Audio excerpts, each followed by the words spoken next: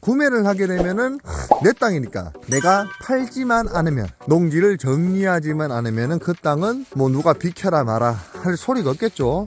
하지만 이것을 임대로 접근을 했을 때, 그러면 임대로 5년, 10년, 15년, 20년 빌리면 되지 않나라고 생각을 했을 때 토지주들이 그렇게 임대 조건에 동의를 하지 않으려고 합니다. 왜 그럴까요? 안녕하십니까, 나무대장입니다. 오늘 나무대장이 새로운 농지 구입권을 한번 고려해 보기 위해서 신규 편입 가능성이 있는 농지에 도착을 했는데, 오늘 이 농지를 시찰을 하면서 여러분들이 궁금해할 수 있는 어떤 주안점에 대해서 설명을 한번 드려보고자 영상을 들게 되었습니다. 보통 나무 재테크를 경영을 하면서 농지를 구입하는 이유는 농지 자체의 투자성을 위해서, 그 가치를 높이기 위해서 농지 투자의 목적으로 구입을 하는 경우도 있지만은, 다른 한 가지 이유가 주된 요인이 돼서 구입하는 경우가 더 많습니다. 이 요인 때문에 나무재테크 농사꾼들은 웬만하면 임대를 하지 않고 농지를 구입하고자 하는 성향이 있는데,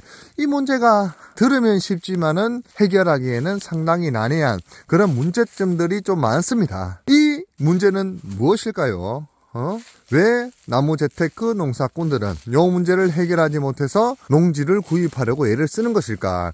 뭐 다른 시설 투자가 있는 것도 아닌데 그냥 빌려서 농지를 기한이 끝난 다음에 반납을 하면 되는데 왜 그렇게 하지 않고 농지를 구입하려고 애를 쓰는 것일까? 바로 이 문제입니다. 농지를 장기간 임대를 하기가 거의 불가능하다시피 어렵기 때문입니다. 나무재테크의 장점이자 단점이 좀 더 부각되게 설명될 수 있는 요 한 가지 이유는, 나무 재테크는 다른 농산물에 비해서 수확 기간이 깁니다. 최소 3년에서 5년, 길면은 8년에서 15년, 20년까지도 장기적으로 볼 수 있는 나무 재테크의 특성상 이게 장점도 낼 수 있고 단점도 낼 수 있지만은, 단점에 대한 부각으로 우리가 상황을 풀어보자면은 농지를 상당히 장기간 보유를 할 수밖에 없다. 임대를 하든 구매를 하든 그게 문제가 됩니다. 그러면 구매를 하게 되면은 내 땅이니까 내가 팔지만 않으면, 농지를 정리하지만 않으면은 그 땅은 뭐 누가 비켜라 마라 할 소리가 없겠죠. 그럼 장기적으로 나무 재테크를 안정적으로 끌고 갈 수 있을 것이고, 그러면 내가 목표한 대로 수확을 낼 수가 있을 것입니다.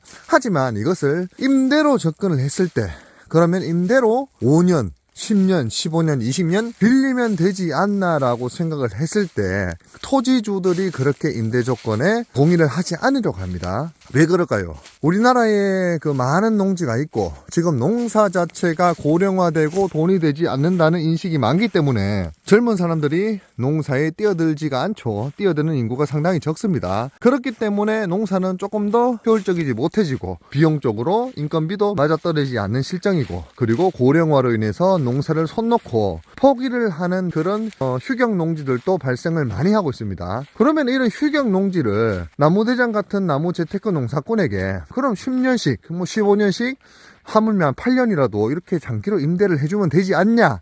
라고 우리는 쉽게 생각을 하지만은 토지주의 입장에서 볼 때는 이게 그리 간단한 문제가 아닐 수가 있습니다. 왜냐면은 토지를 구입할 때는 이 땅이 적으면은 몇만 원, 많으면은 수십만 원, 비싸면은 수백만 원의 가치를 가지고 있죠. 그런데 이게 투자적인 가치로 볼 때는 승산이 있더라도 없는 게 아니라 있죠. 만약에 수십만 원, 수백만 원짜리 토지가 있으면은. 그런데 그 땅에, 비싼 땅에 농사를 지어서는 타산이 안 맞는 경우가 많습니다. 농사를 지어서는. 그런데 나무재테크 농사꾼들은 올해 농사를 지어야 되고, 올해 그 땅을 빌려줬을 경우에는 뭔가 변수가 많다는 것이죠. 이 땅을 1년, 2년씩 빌려주고 싶은 사람은 많습니다. 왜냐하면 1년, 2년 동안 나는 이 땅에 농사를 짓지 못할 사람이고, 농사를 지어봤자 그 소득 보전을 할 수 없는 그런 고부가가치의 땅이거나 아니면 쓸모없는 땅이기 때문에, 그리고 임대를 주게 되면은 임대료가 평당에 수만 원씩, 뭐 몇만 원씩 1년에 받는 게 아니고, 고작 해봐야 1년에 비싸면 5천 원, 싸면 300원, 400원, 500원 밖에 못 받습니다. 그러면은 그렇게 이렇게 작은 수익을 위해서 내가 가치적으로 높게 나중에 끌고 갈 요 땅을 10년간 빌려줬을 때 생길 수 있는 문제점을 우리가 살펴보면은 일단은 내가 어떻게 될지 모른다. 내가 당장 1년, 2년은 살아있지만은 5년, 6년, 7년 뒤에는 갑자기 내가 이 세상에 없을지도 모른다. 큰 변고가 생길지도 모른다. 아니면 내가 살아있더라도 뭔가 재정적인 문제 때문에 이 땅을 팔거나 아니면은 어떤 교두보를 삼아서 다른 물건이나 다른 문제를 해결해야 되는 그런 상황이 나타날 수도 있다라는 그런 모든 변수를 토지주의 입장에서 계산해 볼 때 이게 임대료의 문제가 아니고 나무농사꾼에게 장기적으로 토지를 임대해 주기란 사실상 힘든 것이 맞습니다. 거의 불가능에 가까울 정도로 토지주 입장에서 고려해보면 힘듭니다. 그래도 이런 조건에 부합하는 토지주가 있기 때문에 나무재테크 농사꾼들이 농지를 빌리는 경우도 간혹 있긴 하지만은 대략적으로 봤을 때는 내 귀한 농지를 내가 농사 짓지 않는다고 하더라도 타인에게 7년, 8년, 10년 이상 임대를 해주는 게 쉽지가 않은 게 정확한 사실입니다. 그리고 추가적으로 생길 수 있는 또 다른 문제가 요새 나무 재테크 경기가 어떻습니까? 엉망입니다. 엉망. 완전 지옥에 가깝습니다. 그렇기 때문에 나무가 판매가 되지 않고 그러나 판매되지 않은 나무가 밀식으로 값어치가 더 없어지고 품질이 낮아지고 품질이 낮아진 나무는 그 전에 품질이 낮아지기 전 나무보다 더 판매가 되지 않는 악순환이 지속되면서 계약을 8년을 해줬음에도 불구하고 나무가 못 쓰게 돼서 임대료도 제대로 지불하지 않으면서 그 땅에 나무가 계속적으로 보존돼서 농지 같은 산으로 산 같은 농지로 변신하는 경우가 상당히 많습니다. 그러면은 나무재테크 농사꾼은 기약 망했죠.